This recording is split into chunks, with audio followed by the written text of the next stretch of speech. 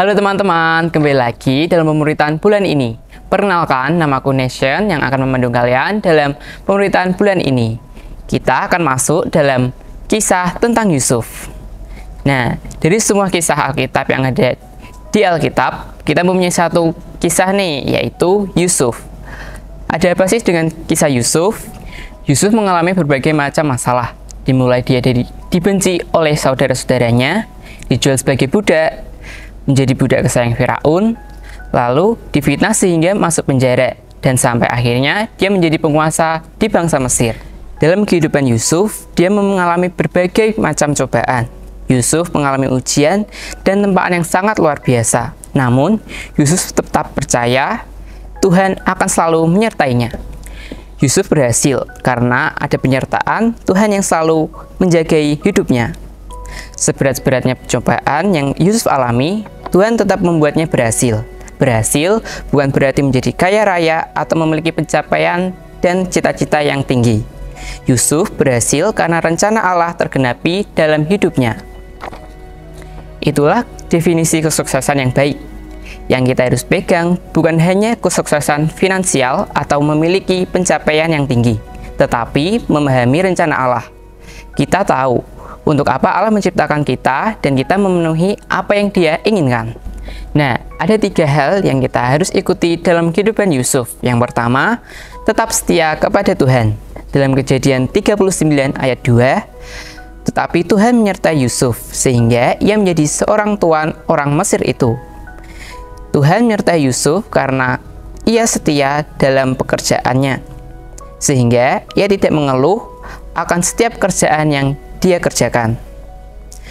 Mengapa Yusuf dapat berbuat demikian? Karena ia percaya Tuhan selalu ada dalam dirinya dan masalah yang ada di sekitarnya itu akan menjadi lebih ringan. Sudahkah kita setia dalam studi kita atau yang lainnya? Kedua, yaitu paham akibatnya. Dalam Kejadian 39 ayat 7 hingga 9, tapi Yusuf tahu apa yang tidak benar dan dia tahu konsekuensinya. Jika dia hidup tidak benar, Yusuf tak akan melanggar kehendak Tuhan demi apapun juga. Yusuf sangat menghargai hubungannya dengan Tuhan dan menjaga betul hubungan tersebut. Nah, yang ketiga, melawan godaan. Dalam Kejadian 39 ayat 12 sampai 13 yang berbunyi, lalu perempuan itu memegang baju Yusuf sambil berkata, "Marilah tidur dengan aku." Tetapi Yusuf meninggalkan bajunya di tangan perempuan itu dan lari keluar. Tidak cukup hanya menyadari akibat meninggalkan Tuhan, kita juga harus tahu selalu melawan semua yang menyerang hidup kita. Itu tidak mudah. Iblis akan menggunakan segala cara untuk bisa menjauhkan kita dengan Tuhan. Pertanyaan untuk kita, apa reaksi kita melawan godaan tersebut? Akankah kita melawan atau kita membiarkannya saja? Nah, yang keempat yaitu jaga firman Tuhan. Dalam Mazmur 119 ayat 9, dengan apakah seorang muda mempertahankan kelakuan bersih? Dengan menjaganya sesuai dengan firman-Mu. Yusuf dipenjara justru karena ia berbuat benar dan menolak untuk melakukan hal-hal yang tidak sesuai dengan firman Tuhan.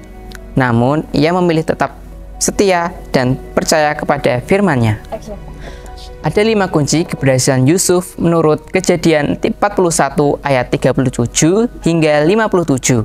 Yang pertama, penuh dengan roh Allah. Dalam ayat 38 berbunyi, lalu berkatalah Firaun kepada para pengawalnya, "Mungkinkah kita mendapatkan roh seperti ini, yang penuh dengan roh Allah?"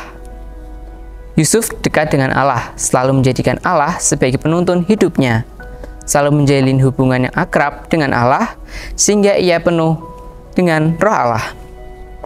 Yang kedua, yaitu pandai dan bijaksana. Ayat 39 berkata, "Oleh karena Allah telah memberitahukan semuanya itu kepadamu. Tidaklah ada orang yang demikian berakal budi dan bijaksana seperti engkau." Yusuf bukan hanya pintar, tetapi dia juga bijaksana. Banyak orang yang pandai di dunia ini, namun pandai saja tidaklah cukup untuk menjadikan kita sebagai orang yang sukses. Butuh kebijaksanaan untuk memanage kepandaian kita. menjadikan kepandaian itu tepat guna dan bermanfaat bagi orang lain. Nah, yang keempat, bisa mengampuni. Dalam ayat 51, Yusuf memberi nama Manasye kepada anak sulungnya, sebab katanya, Allah telah membuatku lupa sama sekali kepada kesukaranku dan kepada rumah bapakku. Kita semua tahu betapa sulitnya kehidupan Yusuf di masa lalunya, ketika ia masih tinggal di rumah Bapak Yakub. Perlakuan kasar yang diterima Yusuf dari saudara-saudaranya bukanlah hal yang mudah dilupakan. Apalagi hal tersebut kemudian menyebabkan Yusuf mendapatkan kesengsaraan sebagai budak di tanah Mesir. Namun, semuanya itu dapat diampuni oleh Yusuf karena pertolongan Tuhan. Nah, apakah kita sampai saat ini masih menyimpan kepahitan kepada orang lain? Belajarlah mengampuni agar kita dapat menjadi orang yang sukses.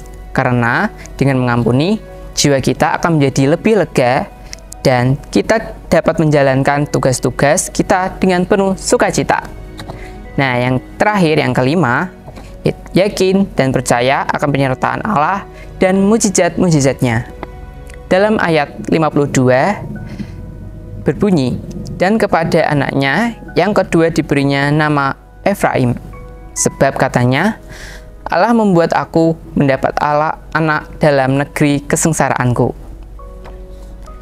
Yusuf sebagai manusia mempercayai Allah sepenuhnya sebagai penolong dan pelindungnya. Ia juga meyakini mukjizat Allah yang terjadi di dalam kehidupannya. Apakah kita sudah memiliki keyakinan yang penuh kepada Allah? Apakah kita sudah dapat berserah semuanya kepada Allah? Dari Yusuf, kita dapat belajar bahwa Allah tidak akan meninggalkan kita sendiri. Yusuf berhasil mengubah kegagalan menjadi keberhasilan. Mari bersama-sama kita terus berjuang untuk belajar dari kehidupan Yusuf untuk mencapai keberhasilan yang abadi. Nah, sekian pemuritan pada bulan ini. Kira-kira bermanfaat bagi teman-teman semuanya. Dadah, Tuhan Yesus memberkati.